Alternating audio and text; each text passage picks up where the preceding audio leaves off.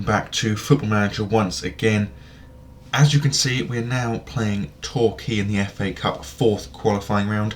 Since you were last here, we've played 3 matches, won 3 matches. Very simple. Arguably, we had a very comfortable bit of form in beating Hungerford, Salisbury and St Albans.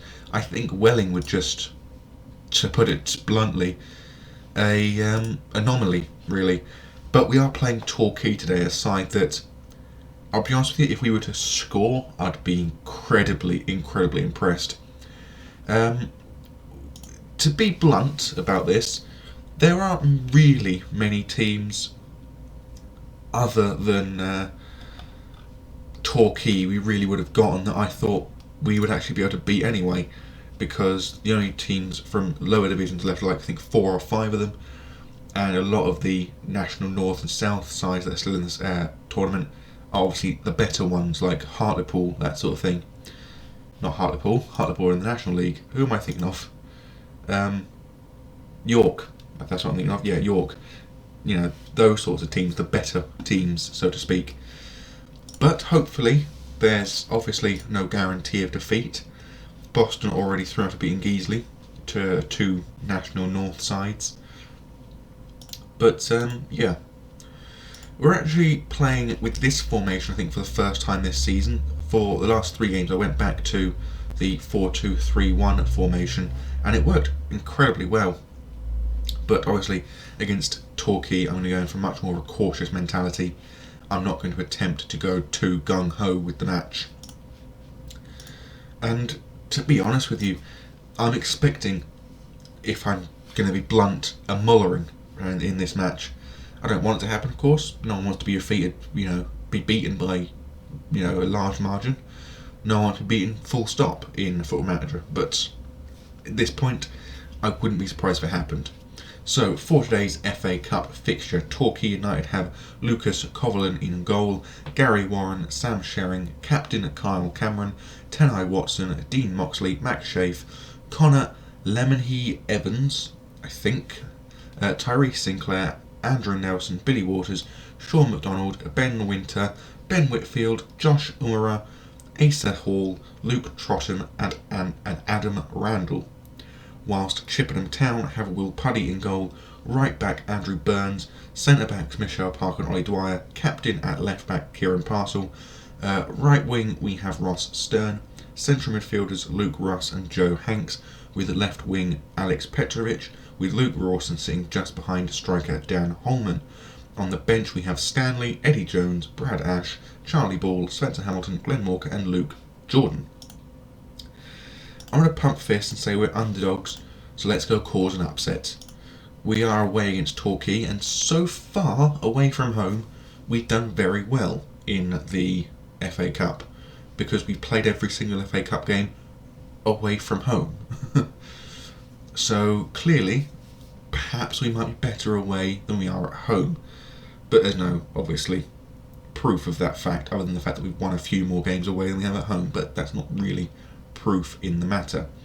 Torquay with the ball into the box now, but thankfully it's clutched out of the air by Will Puddy, looking now for a clearance forward, and tries to find Holman, but it's cleared forward by the Torquay defenders, and thankfully cleared away by ours.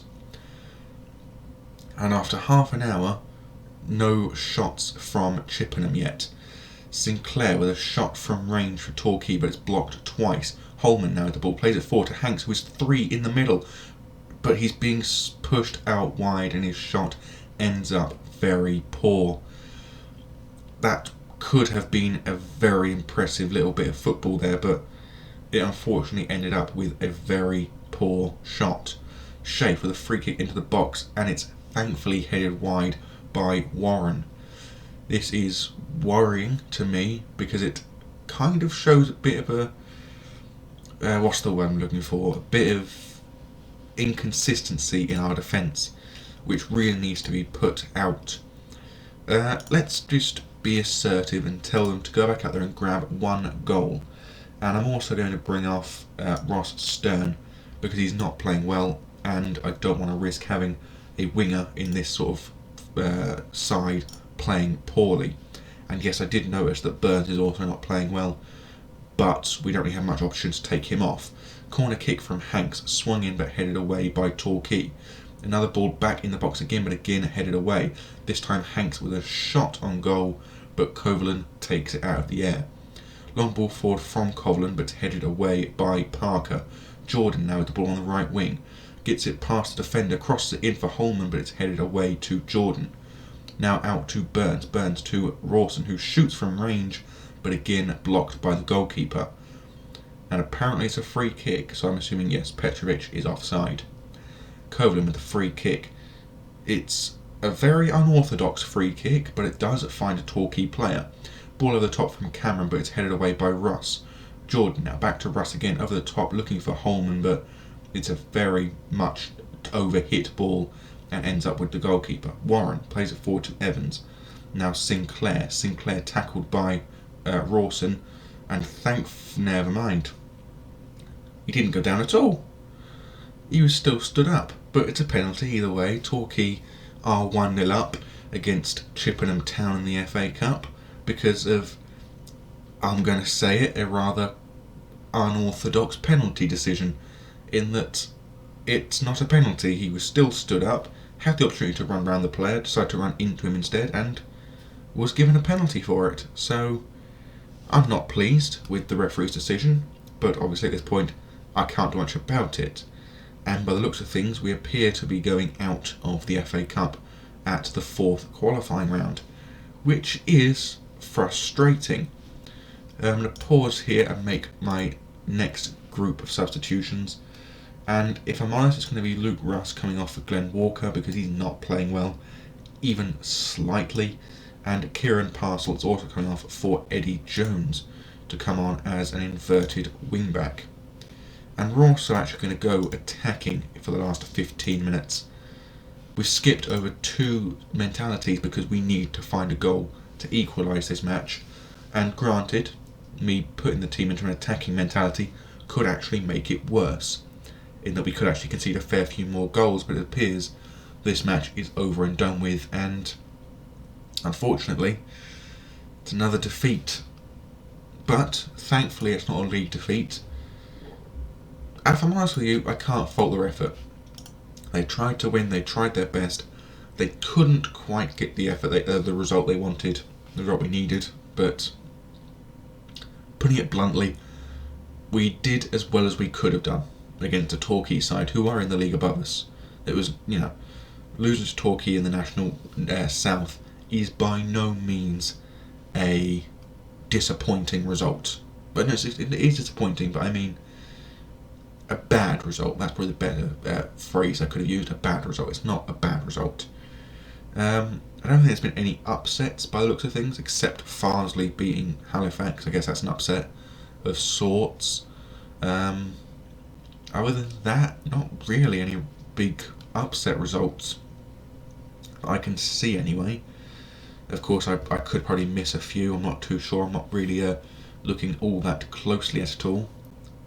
But yeah, it's unfortunate. I think possibly that could be an upset. I'm not sure what league Kerrs National are in. Actually, I think they're in the National North, aren't they? Yes, they are, so that's not an upset at all. But either way, it doesn't matter. We did what we could. We still got some money for it as well. Just shy of 3,250. That's the one I want. So we're actually tenfolded our original budget this season, as it is, from just prize money at this point in time, and actually a fairly sizable gate receipt intake, just shy of £50,000. That's not bad. Although, saying that, where's this £51,000 come from? What have we spent all that money on? Okay, apparently we've spent 18,000 on player wages, which is a slight worry, because if you take away the prize money and gate receipts for this month, we barely make more than actually probably less than 20,000 at this point. So that's kind of worrying. Instead of Ebbsfleet, in our next game we're playing Billericay, because that was only moved forward a couple of days rather than a week or so like it normally is. So we're playing Billericay in the 5 o'clock episode today, which obviously you'll be seeing. So until then, as I say every episode, I bid thee adieu and goodbye.